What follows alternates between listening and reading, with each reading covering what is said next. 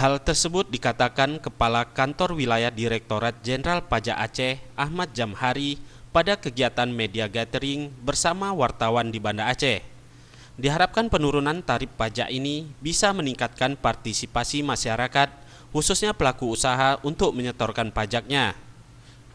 Penurunan tarif pajak berlaku seiring dengan terbitnya peraturan baru dari pemerintah, yaitu Peraturan Pemerintah Nomor 23 Tahun 2018, yang berlaku mulai 1 Juli 2018.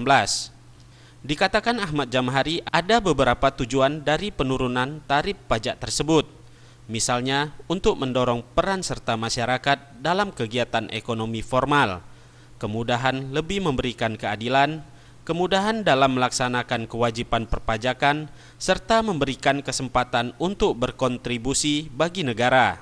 Untuk diketahui, dasar hukum dari penurunan tarif pajak tersebut adalah Peraturan Pemerintah Nomor 23 Tahun 2018 tentang pajak penghasilan atas penghasilan dari usaha yang diterima atau diperoleh wajib pajak yang memiliki peredaran bruto tertentu sebagai pengganti atas Peraturan Pemerintah Nomor 46 Tahun 2013. Kita harapkan dengan tarif yang sudah turun jauh ya, 1% menjadi 0,5%, masyarakat segeralah bayar pajak.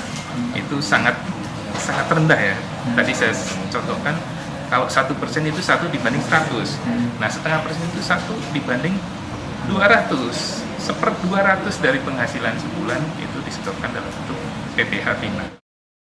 Untuk meningkatkan partisipasi masyarakat, Kantor Wilayah Direktorat Jenderal Pajak terus melakukan berbagai upaya, termasuk menjalin kerjasama lintas instansi seperti dengan Bank Indonesia, Pemerintah Aceh, dan UKM Center Unsia. Tim Liputan Aceh TV.